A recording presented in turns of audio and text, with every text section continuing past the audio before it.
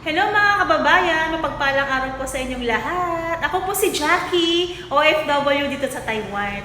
Ipapakita ko po sa inyo guys ang aking mga ginagawang trabaho as a caregiver dito sa Taiwan. So kayo ng umaga, tapos ko na po nga asikasuhin si Grandpa. And ngayon guys, ayan magbabalik tayo at pupunta po ako sa palengke upang mamalengke. Samahan niyo ako. Let's go! Let's go guys! Samahan niyo ako mamalengke. Ayan, nag-bike lang ako kasi malapit lang naman yung palengke dito sa amin. Ayan. Ayun lang, nakikita niyo pa yun guys. Doon lang yung palengke. Napakalapit. Pwedeng lakarin, kaso gusto kong mag-bike para exercise natin. Ayan na nga guys, malapit na tayo sa market. Ayan, papasok na tayo sa market. Ayan, paggabi guys, itong dadaanan natin ay night market. Ayan, night market sa paggabi. Okay, bibili tayo ng baboy muna. Bibili natin. Ayan guys, tignan niyo yung palengke dito sa amin, parang divisoria lang. Mas maganda pa yung palengke sa baryo namin. Isa dito. Ayan. Diba? Ganito po ang palengke dito. Uy. Singit-singit tayo kasi kailangan natin bilisan kasi parang feeling ko uulan na naman eh. Kaya bibilisan natin guys. Medyo madaming hogs. Ayun. Bili muna tayo ng chicken. Siyempre, bibili tayo ng chicken feet kasi ano yan eh, rich in collagen. Ito, chicken feet at saka ito yung bibili natin. Ayan nga guys yung ating bibilhin. Ayan, chicken feet tsaka ito. Papatanggal muna natin yung buto tsaka yung kuko kasi hindi pa siya nakapag-pedicure eh. At ayan nga guys, bumili na ako ng pata dito. Ayan. Pata yung aking binili naman ngayon na baboy.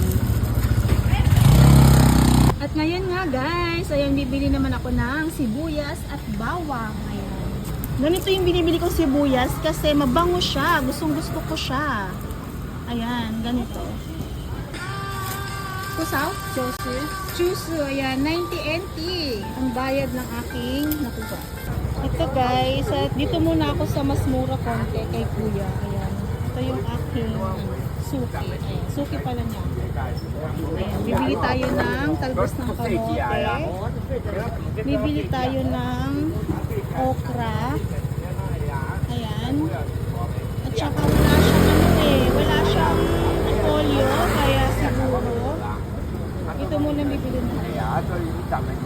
Na guys, nakabili na ako. Ayan. Ito yung mga nabili kong gulay.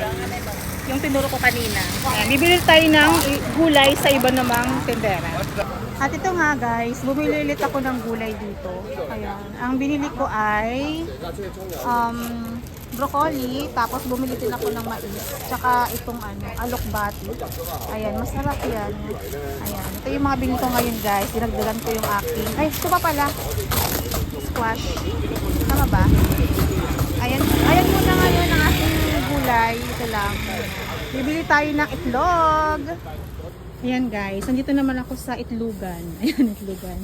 Ayan, ano ba mas gusto ninyo? Yung kulay white or yung kulay brown? Kasi guys, ang lagi kong binibili ay brown kasi ito ay organic egg.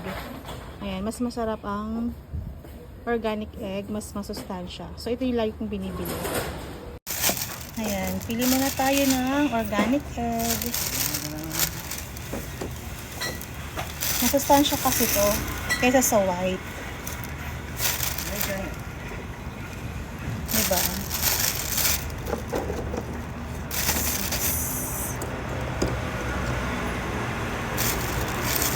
Actually, meron pa ako sa bahay na mga siguro 5 peraso. So, ito na lang muna ang bibilin ko. Tapos, bibili na rin ako ng isang mani. Ayan.